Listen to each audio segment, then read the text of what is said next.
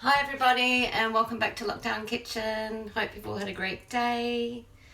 Daisy and I have been to the pool for an hour, which was very social. A few of the neighbours are meeting there now in the afternoons, which is lovely. And we also went for a walk in the village for 1 hour, so it was lovely. Hi Bev, thanks for joining. So yes, we've had a great day. It was 22 degrees here, so just beautiful. Hello Woolara House. And hello Bev, thanks for watching. So today's recipe is a Mexican bean and pork soup with beer. Hi Isabella, thanks for joining. Just saying we've had a lovely day by the pool, went for a walk in the village, all the neighbours are going to the pool now, so it's very social. Bad news is though that there's somebody here from Nice, a lady from Norway, that just thinks she can just rock up and stay in someone's house for Easter. So the pool police, that's me, had a bit of a word with her. So anyway, we'll have to sort that out because it's really not on somebody turning up from Norway when there's no flights. We don't know anything about her. Not happy. Hi Alex from India. Hi Isabella. So anyway, today's recipe, let's get started with that. It's a Mexican bean soup. I've used a jar of red kidney beans, haricot rouge. Okay, I've strained those, and what I've done is I've mashed half of them up with my hands. I'll just show you like this.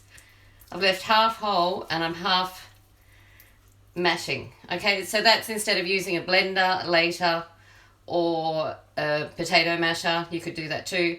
But this way I'm going to have some thickness in the soup and some whole beans left as well. So to be nice and thick, and then I don't have to worry about it later.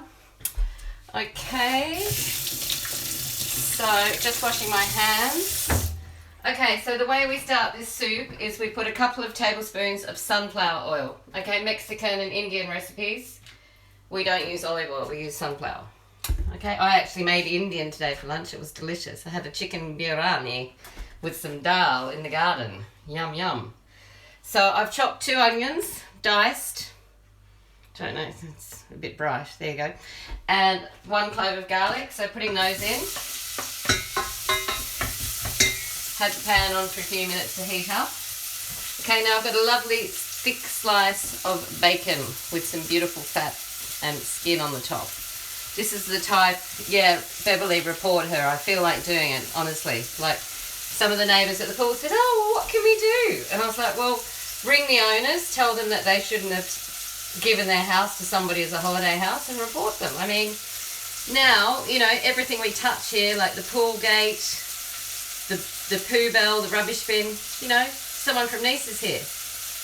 We don't know where she's been, what she's got, nothing. It's a nightmare.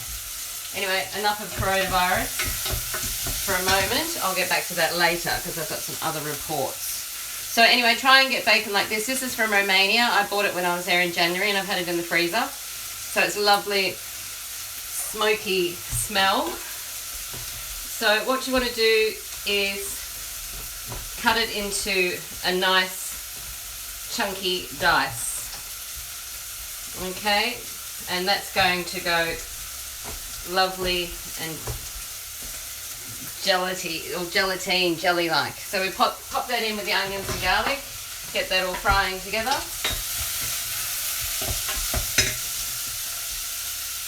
Another piece in as well.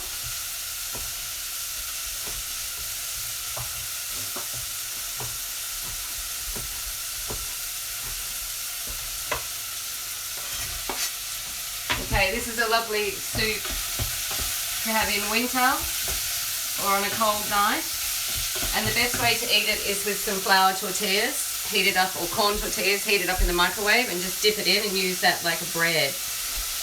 It's lovely. So we need that to cook for about 5 minutes till the pork starts getting a little bit crispy. I'm also going to add a chilli. I haven't got any fresh chilies, so I'm just going to cut this up into small rings. I'm putting the seeds in as well because I like it spicy, so that's fine.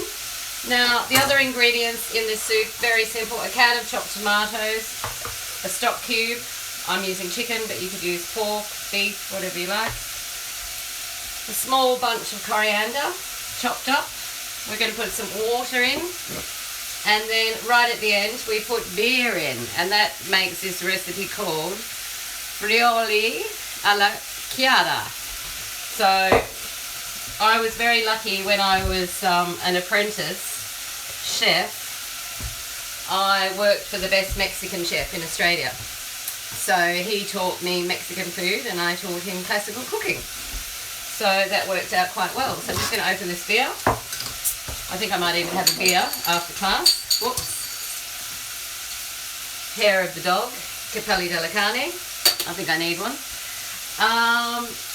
So the other things I heard today is an English friend of mine that lives in Grimo. She posted on Facebook that she'd just been to the supermarket and it was full of Brits, pasty white Brits wearing shorts and flimsy sundresses. Now how the hell did they get to France? How did they get here? You know, the borders are meant to be closed. They're not meant to be letting anybody through on the tunnel, you know, unless you're a French national. You know, and then my other friend Isabella, she said that Croix Valmer is full of cars with Parisian number plates, and they're not meant to be here either.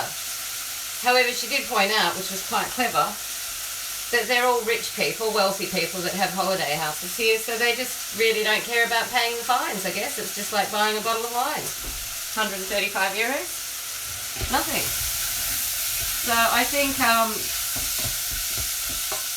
Macron's made a big mistake. He should have brought in a special set of rules for Easter. He should have just said, right, it's a €5,000 fine if you're caught going to your holiday house or prison or both, you know, because it's obviously not going to stop anyone. And the problem is, for us, in the Var, which is my region, we only have like 228 people in hospital. Hi, Stephanie. And, you know, we had a few deaths and there's, you know, got 20-something in intensive care. But, you know, if all these people are coming into our area, you know, they're just bringing it with them. So it's just so dangerous for us. So, yes, it's, as Beverly said, it's an outrageous lack of respect for other people's health. It is. It's just so wrong. So, anyway, I'm a little bit... So, anyway, stirring that soup base, the soup base. As you can see, it's really browning. The pork is going yummy and fatty and greasy and luscious. So that's just about ready for the next stage, which is we add the tomatoes and the chopped coriander. And we cook that out like a sauce for a couple of minutes before adding the water. Okay, so I'm going to add the tomatoes.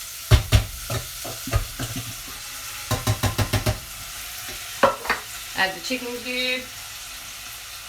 Hi Daisy, you okay? Sorry, did Mummy wake you up? Daisy's had a lovely afternoon at the pool. She sleeps under my sun lounger and we took her squeaky chicken, didn't we? We took her chicken. So we were playing throw the chicken between the sun loungers. And actually Sylvie went for a swim and so did Will Skillington. Here you go, son. So I felt the water in the pool and it's actually not that cold. So tomorrow, Stephanie, I'll see you there tomorrow afternoon. You know, tomorrow I might actually try and put my legs in, I think. So anyway, just chopping the coriander into a rough chop, not too fine. Want it to look rustic. This is a typical peasant dish in Mexico. It's such a lovely soup. If you're vegetarian, you could omit the pork, but then you need to try and add something else with a smoky flavour. So maybe you could add some smoked paprika or some smoked salt. That might do it. I've never tried it because I'm just a pork person. So there's the coriander. Adding that to the tomatoes. Need to clean the bench.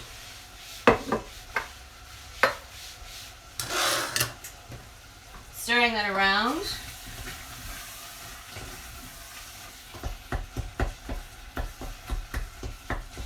Until it's just a nice sauce and you're going to get all those beautiful aromas and smells.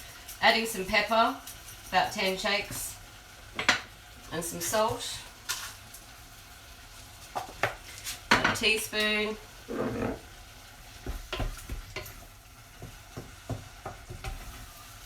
Okay, so you can see that it's a lovely,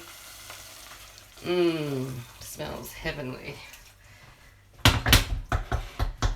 Okay, so 1 more minute, and then we can add the beans and the hot water, and that's all there is to it. We let that cook for about 10-15 minutes. And I should add to all my recipes that I'm teaching, all the soup recipes, feel free to add more water if it looks too thick or dry. Always season to taste, so right at the end, taste it, have a spoonful.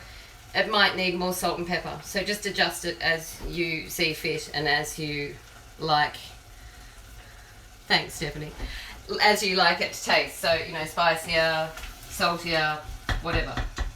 Okay, so that's all right for the beans. Adding those now.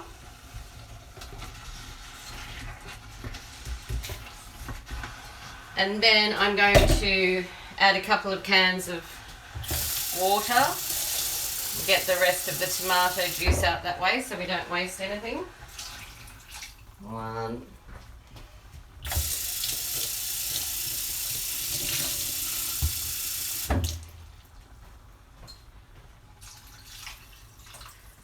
2. Yeah, so I went up to this lady because I could see her karshering, which is high pressure water hose, for those that don't understand karsha, this house. And I said, hello. I said, have you just arrived today? She said, yes. I said, well, where have you come from? And she said, well, that's none of your concern. And I said, well, I think it is actually, because, you're not meant to be going to your second home or your holiday house. It's the law. And she said, well, that's really none of your business. And I said, well, have you come from England? And she said, no. And I said, well, you've got a European accent. I said, so which European country have you come from? And she said, Norway. And I said, well, how did you get here? There's no flights. And she said, well, I came the last day before the airport closed, and I've been in Nice for 2 weeks. And I said, oh, so you've self-isolated for 2 weeks? And she said, yes. But then I went to the pool and I found out that she lives in Nice because 2 of the people know the owners. So anyway, I'm pretty cross. Lovely, Stephanie said. She likes this recipe, so that's good. Okay, so that's all there is to today's recipe. As you can see, I nearly filled it up with water to the top. The 2 cans was enough. So I'm just going to let that bubble away for like 15 minutes, let it reduce a little bit. If I want it to be thicker, I'll just put in the potato masher and mash a few more beans up, or I can even put the anal intruder in and give it a blitz. And then right at the end, we add half a bottle of beer, okay? And then just cook it for a little bit longer, like another minute, and then serve it, okay? I'm cleaning. And just serve it with some lovely tortillas, okay? And it's delicious. It's a meal in itself, okay? So thank you for joining. Tomorrow I'm getting dressed up. I'm going to be Dame Edna, sort of, just the glasses. But yeah, I'm making straight-in meat pies tomorrow. So I hope you all have a great night, and I'll see you tomorrow. And thanks for calling today, Isabella, and thanks for getting in touch, Beverly. Beverly's just started her own YouTube channel on making masks and handy tips. So as soon as I get her link, I'll put it on my link on Instagram so you can all watch it.